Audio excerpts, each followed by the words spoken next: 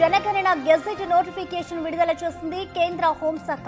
మొదటిసారిగా జనగణనతో పాటే కులగణన చేయనుంది కేంద్రం. 2 విడతల్లో కులగణన ప్రక్రియను పూర్తి చేయనుంది మోడీ సర్కార్.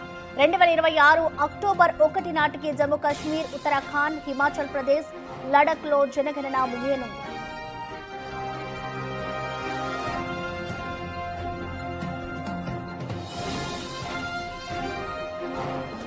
2027 మార్చ్ 1 నాటికి మిగిలిన అన్ని రాష్ట్రాల్లో జనగణన అలాగే కులగణన పూర్తి చేయాలని కేంద్రం ఇదివరకే నిర్ణయించింది.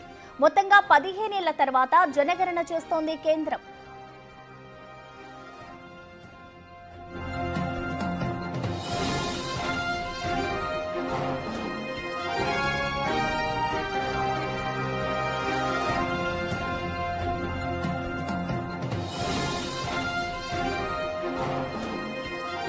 కేంద్రం రిలీజ్ చేసిన జనగణన నోటిఫికేషన్ కి సంబంధించిన పూర్తి డీటెయిల్స్ ని ఢిల్లీ నుంచి మా ప్రతినిధి శివ అందిస్తారు. శివ, రైట్ ప్రసన్న, జనగణనపై కేంద్ర హోంశాఖ గెజెట్ నోటిఫికేషన్ విడుదల చేసింది. దేశంలో 2 విడతల్లో కులగణన అనేది జరగనుంది. 2026 అక్టోబర్ 1 నాటికి జమ్మూ కాశ్మీర్, ఉత్తరాఖండ్, హిమాచల్ ప్రదేశ్, లడాక్ జనగణన ముగియబోతోంది. 2027 మార్చి 1 నాటికి మిగిలిన రాష్ట్రాల్లో కూడా జనగణన అనేది పూర్తి కానుంది.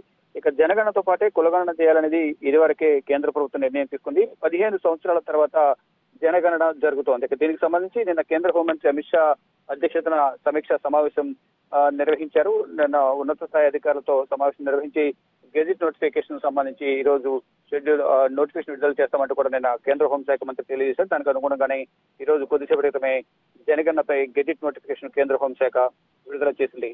Prasanna, right, thank you Shiva.